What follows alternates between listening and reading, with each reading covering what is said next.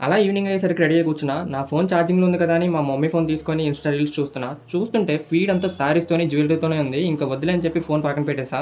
ఇంతకీ ఎక్కడికి రెడీ అయ్యానో చెప్పలేదు కదా! మా పెద్దమ్మ వాళ్ళ ఇంటికి వెళ్ళడానికి.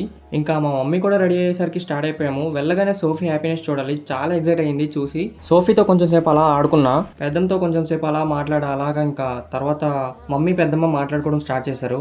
అంతే ఇంకా తెలిసిందేగా అక్క, చెల్లి ఒక దగ్గర ఉంటే ఇంకా స్టార్ట్ చేశారు అలా మాట్లాడుతూనే ఉన్నారు. అది నేనేమోంచి అలా వింటూ కూర్చున్నా. కొన్ని ఐటెమ్స్ ఉన్నాయి అక్కకి ఇవ్వాలిరా బన్నీ అని చెప్పి పెద్దమ్మ అడిగితే ఇంక నేను ముందు లేచి రెడీ అయిపోయాను మా బావ వాళ్ళ ఇంటికి వెళ్ళడానికి. ఇంకా సరే అని చెప్పేసి స్టార్ట్ అయిపోయాము. నేను ఒక్కడనే అవి పై వరకు తీసుకొని వెళ్ళాలని ఫిక్స్ అయిపోయాను. మా అక్క ఎప్పుడు ఒకటి అంటూ ఉంటుంది నన్ను, నువ్వు మగాడివిరా బుజ్జి అని చెప్పేసి, అంటే ఏదైనా పని చేస్తే. ఇంట్లో అయితే అనలేదు, చూద్దాం ఈ వీడియో చూసి ఏమైనా కమెంట్ చేస్తుందేమో.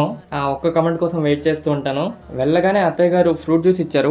అది అలా తాగుతూ చిల్ అయ్యా కాసేపు. అలా బావతో బయటికి వెళ్ళాను. చెప్పాలంటే ఇప్పటి వరకు చాలా చేశారు నా కోసం, మా అన్నయ్య కోసం కానీ చాలా హెల్ప్ చేశారు. ఏ విషయంలో అయినా సరే సపోర్టివ్ గానే ఉంటారు. అలాంటి బావ ఉండడం మా అదృష్టం. బయటికి వెళ్ళి వచ్చేలోపు మా అక్క నా కోసం వేడివేడిగా శాండ్విచ్ చేసి పెట్టారు. నేను మీకు చూపించింది ఒకసారే, కానీ మా బావ వచ్చాక నాకు ఇంకో 2 టైమ్స్ చేసి పెట్టారు. మంచిగా తినిపెట్టాను, చాలా బాగుంది.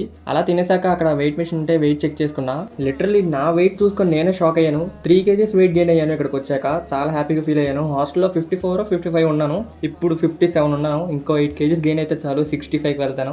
ఇంకా రిటర్న్ అయ్యేసరికి చాలా లేట్ అయిపోయింది. నేను ఇంట్లో రైస్ కూడా తినలేదు. నా హార్ట్ అంతా ఫుల్ హ్యాపీనెస్తో నిండిపోయింది. అక్క, బావ, అత్తయ్య గారిని కలిసాక చాలా హ్యాపీగా ఫీల్ అయ్యాను. చాలా రోజుల తర్వాత కలిసాం కాబట్టి. సో ఇలా నా డే అనేది కంప్లీట్ అయింది.